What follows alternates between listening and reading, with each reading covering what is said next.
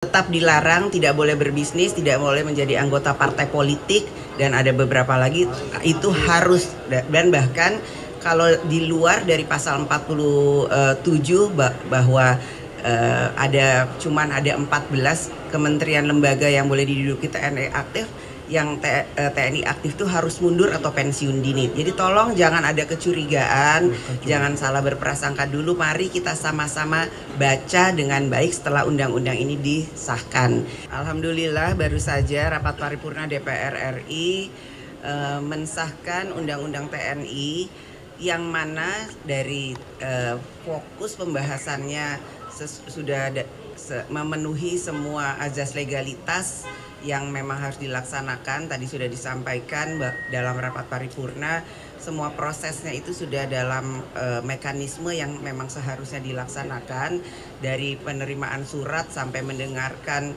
partisipasi masyarakat, kemudian pihak-pihak yang harus didengar dan lain-lain sebagainya.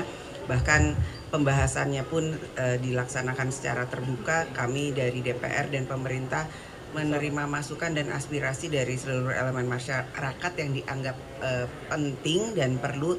Tentu saja juga masukan dari mahasiswa, perwakilan mahasiswa juga sudah kami dengarkan.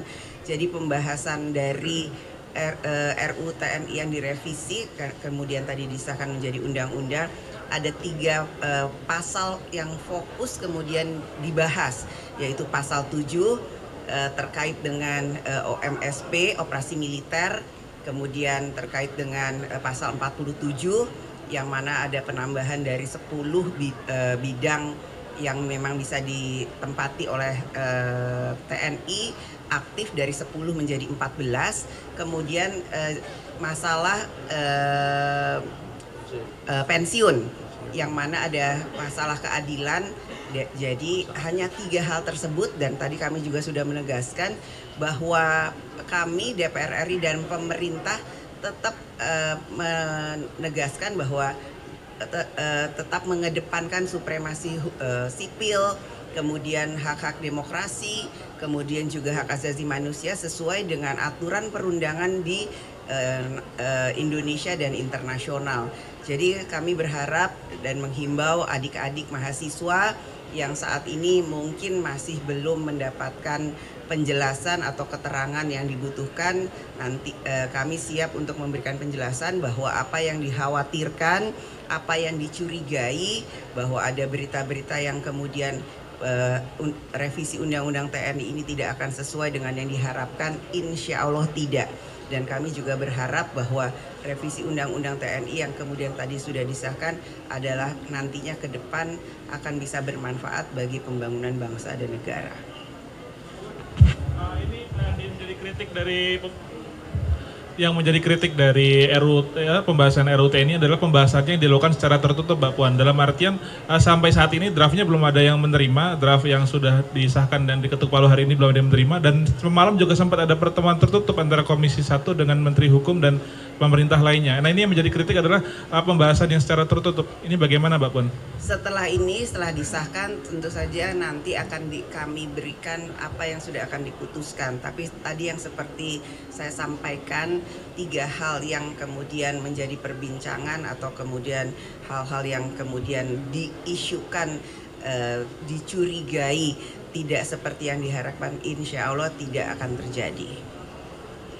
Mbak Puan, kemarin Pak Koalisi Masyarakat Sipil juga mengkhawatirkan TNI bisa ikut mengawasi jalannya demo nanti setelah undang-undang ini berlaku. Nah, dari DPR memastikan tidak ada, nanti bisa dicek, tidak ada. Kita tetap mengedepankan supremasi sipil. Ini kan karena publikasi agenda-agenda rapat ini tidak terpublikasi, baik itu juga kepada wartawan karena dadakan dan tertutup. Itu alasannya kenapa ya, Mbak?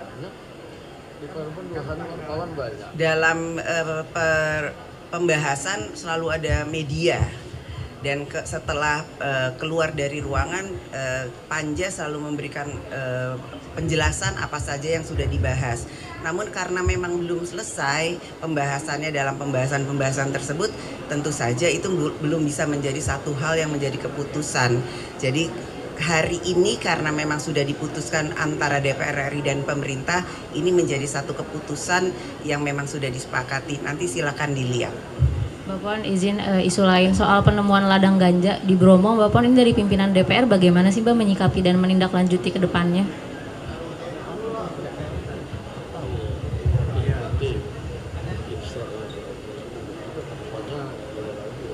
Ya, terkait dengan hal itu, karena memang ini baru ditemukan, harusnya hal itu tidak boleh terjadi dan saya minta kepada aparat penegak hukum untuk menyelidiki, menindaklanjuti dan membongkar dari mana dan kenapa itu bisa terjadi. Oke, Cukup? terima kasih. Terima kasih. Terkait dengan RUU P2MI, kerja migran kita yang tadi juga dibawakan di atas, ini kan salah satu. Itu kan baru menjadi usul inisiatif, nanti kalau sudah dibahas baru kita akan bahas sama-sama. Masalahnya Lebaran, Bu.